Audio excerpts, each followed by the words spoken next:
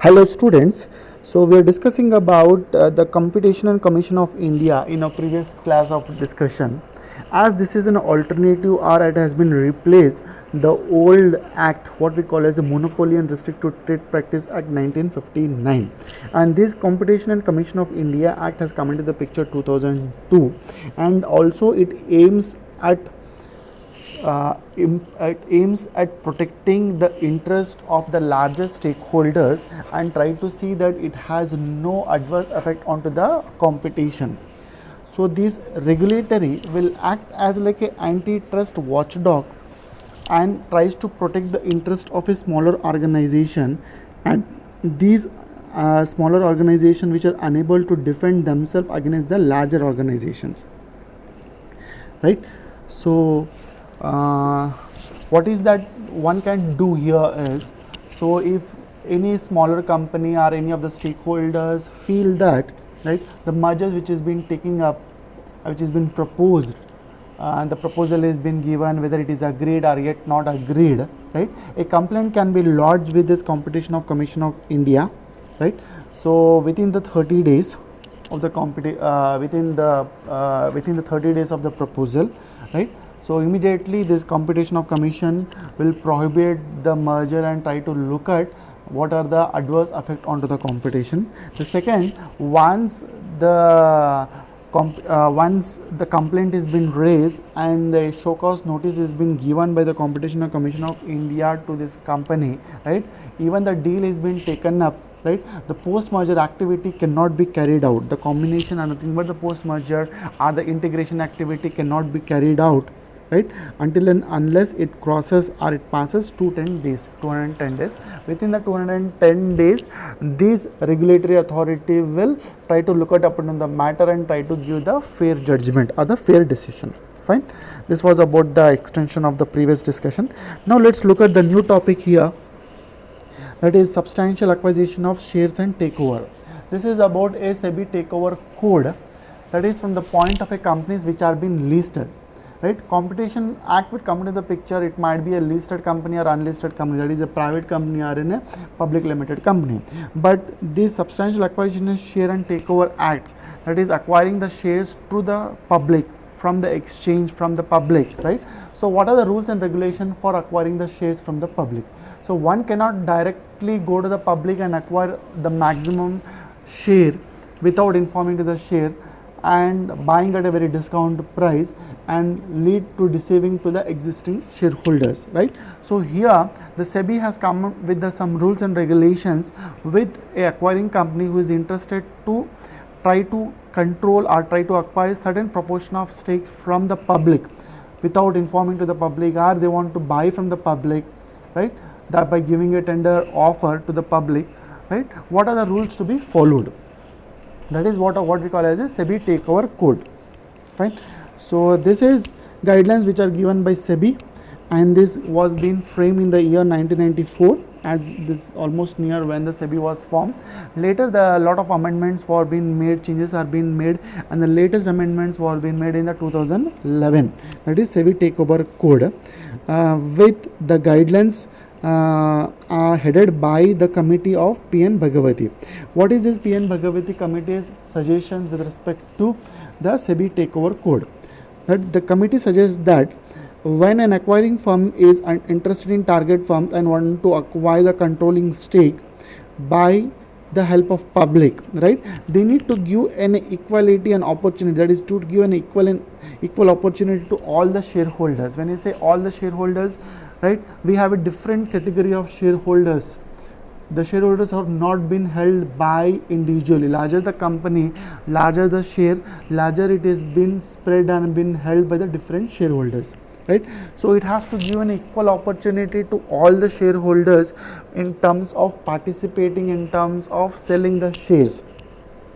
It should not be given only opportunity to the smaller group of investors who hold larger share.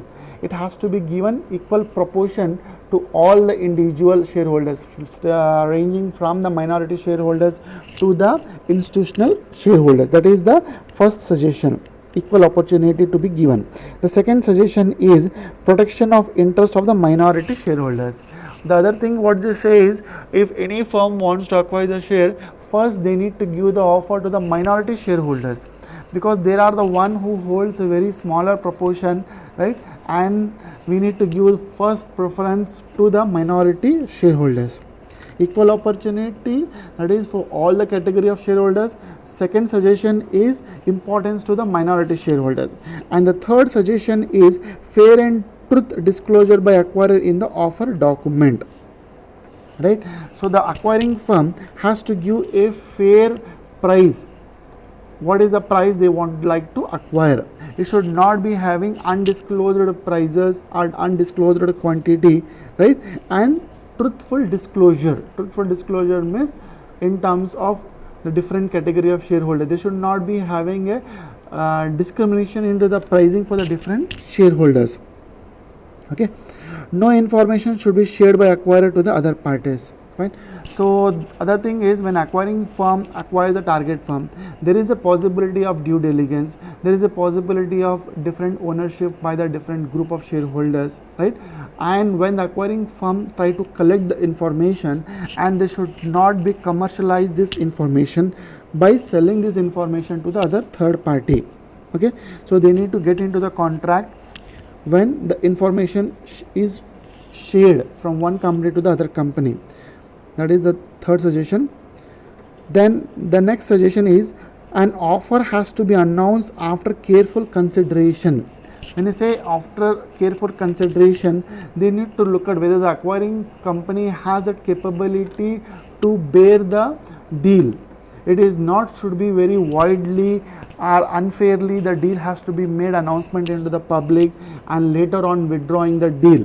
When acquiring firm looks for making the deal and look for a tender offer from buying the shares from the public or from the different shareholders, they need to look at on their own consideration of having the capability or the capacity of the party, right? That is one thing. No action will be taken by target company to frustrate an offer without an approval of the shareholder. The other thing is, the target company should not take any action, right, without the approval of the shareholders. Let us say we have seen the different defensive strategies, right? So these defensive strategies should not be taken by the target company without the consent of the shareholder, because if the shareholders are interested to sell the share, the management should not intervene and should stop the deal. Fine. Then what is this SEBI takeover code? The regulations were amended in 1997, from 94 to 1997 and 2007, right? So Security Exchange of Board of India's substantial acquisition of shares and takeover guidelines, what we call as a SEBI takeover code, which is defines what is takeover, what is you mean by control, right? What is acquisition. So it is about detailedly they have given you the instruction, and we have a different section, that is 108A and 372 of the Companies Act from the government. So let's look at what are the guidelines of the SEBI takeover code. One is acquisition of 5% or more shares of the company but less than 15% of the or voting rights. So if any company would like to acquire the share from the public, directly go into the public with the help of a stockbrokers without making any public announcement, they can acquire the share to the maximum of 15%. That is the one condition. The second is, every person who makes 15% of the shares in the company shall make yearly disclosure within the 21 days from the financial year ending. So once you acquire the 15% stake, right, so you need to make the disclosure within the 21 days, right? What is the purpose of acquisition? What is the purpose of buying the stake? What is the motive behind you have been acquired the share? That is where disclosure is required. Public announcement of the holding if it is increased beyond 15% to the public, right? Then they need to make a public announcement mandatory.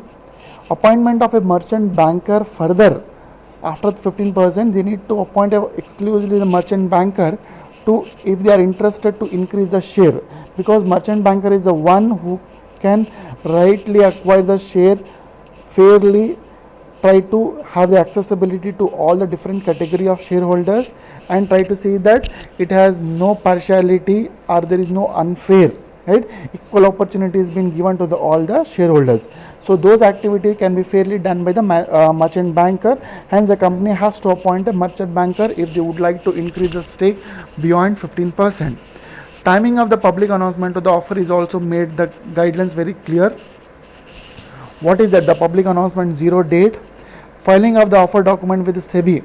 If beyond 15%, if they want to acquire the share, right, they need to file a document by appointing a merchant banker with the SEBI. This is quite similar to that of an IPO process, right, within 14 days of the public announcement, right.